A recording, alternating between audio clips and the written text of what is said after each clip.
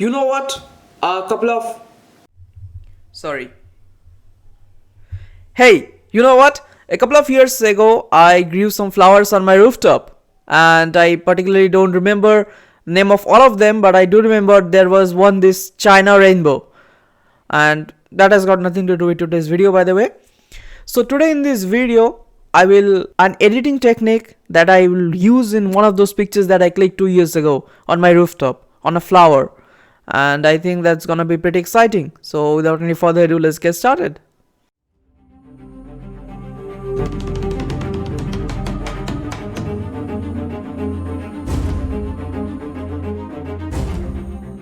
So once we are here in this beautiful world of Affinity Photo 2 or virtual editing software, raster based software, the first thing we're going to do here is choose the image, which I have already done here for you.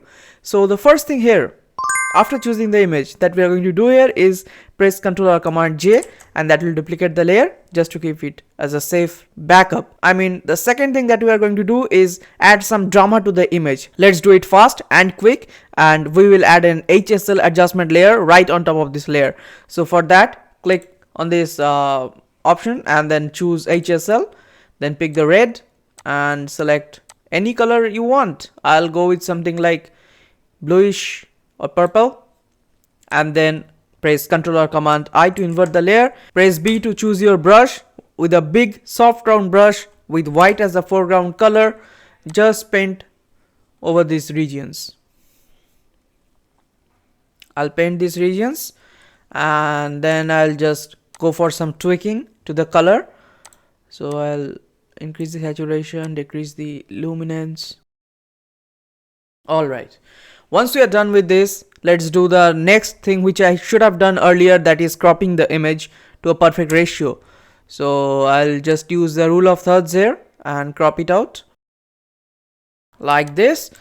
And then what we're going to do here is use curves to create a local contrast on that bug. So we zoom into the bug here, and then we create a contrast. You can press Ctrl M to create a curves layer, but I'll just choose the option from here, and then you create a contrast S curve.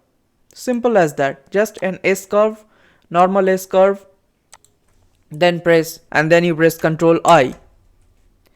Choose the brush, this time it's small soft round brush, and with white as the foreground color, just paint over the bug, just like that. If you want to see where you are painting, you can always press Ctrl and then Alt and then click on the mask layer to see the mask. Alright, and then zoom out. See, it did a little difference. If you zoom in, you can see it properly. From this to this, once again from this to this. This is called local contrast method. And after that, we are going to use some sharpening, and for that I'll show you directly. I'll choose unsharp mask and then zoom in. Pick the radius high enough, around 17 to 18 pixels. Zero threshold, factor around there, and that is a lot of clarity for this image. So this was the before, this is the after. Before, after. After that, we won't use high pass on this particular image because we don't need it here, to be frank. Now it is time for us to use some sort of global adjustments on top of this layer. So for that, we'll use mask and curve. So we just take down the brightness like that, not much, just slightly, from this to this. This gives it a much more richness to the image by darkening the shadows as well as the midtones. So that's pretty good. And then what we are going to do here is actually use another technique of boosting the highlights. You see the highlights on these petals, I want to boost them up. So for that, we'll create another curve once again, and with this curve we'll just pick up the highlights like that. Then change the blend mode to color dodge or lighter color, whatever suits your fancy, and then we'll remove it from the extreme shadows by clicking on these blend options here, and then remove it from the shadows.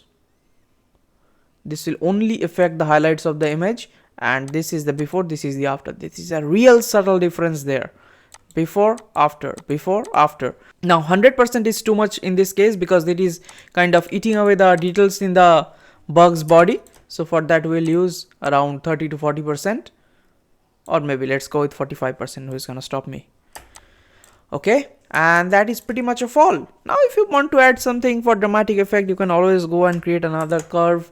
You bring down the brightness and then you pick brush, big soft round brush with white as the foreground color.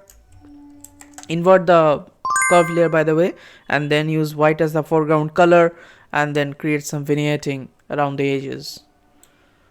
And we are done from this to this.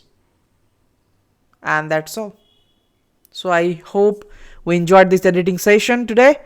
With that being said, Alvida, take care. Goodbye.